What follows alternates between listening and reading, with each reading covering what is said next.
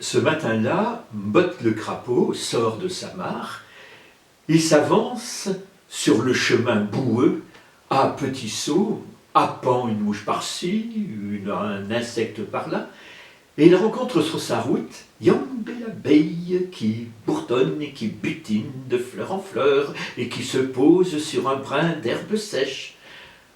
Après les salutations d'usage, ça va, et ça va, quoi. Yambe l'abeille dit à Botte le crapaud, est-ce que ça te ferait plaisir de venir manger demain un bon couscous au mouton préparé par mon épouse Série? Botte le crapaud accepte l'invitation sans hésitation.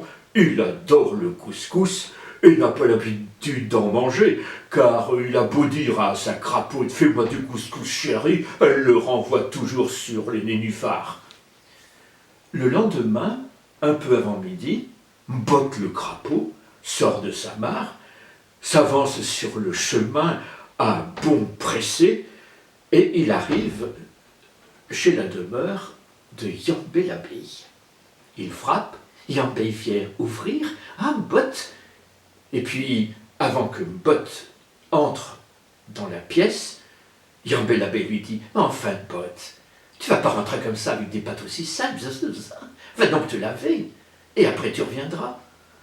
Botte le crapaud, un peu penaud, reprend le chemin du retour pour aller se laver les pattes dans la mare. Il se lave, il se frotte, mais pendant ce temps, Yambe l'abeille a commencé avec son épouse à manger le couscous.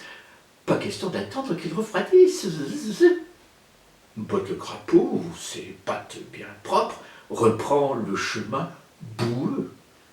Et quand il arrive, quand Yambe l'abeille vient ouvrir la porte, elle s'écrie, mais enfin, Botte, je t'avais dit de te laver tes pattes, en fait, tu vas pas quand même rentrer, mais c'est l'heure de la maison, allez, dépêche-toi. Et Botte le crapaud repart, et il repart, et il revient, il repart, il revient, qu'enfin, pour la troisième fois, il revient avec des pattes à peu près propres parce qu'il est passé à côté du chemin.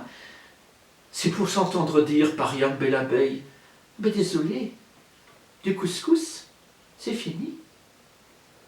Les yeux de Botte le crapaud s'élargissent, son ventre se gonfle, mais il rentre sa colère et il rentre chez lui. Les jours passent et Botte rumine sa vengeance. Yambe, elle a complètement oublié. Aussi ce matin-là, comme elle volait près de la mare, Botte le crapaud l'a aperçu, l'a appelé, « Hé Yambe, est-ce que ça te dirait de venir manger demain un bon riz au poisson, préparé par ma femme ?» Yambe l'abeille adore le riz au poisson et elle accepte. Elle n'a plus aucun souvenir de ce qui s'est passé. Et le lendemain, un peu avant midi, Yambe l'abeille se présente à la demeure de crapaud.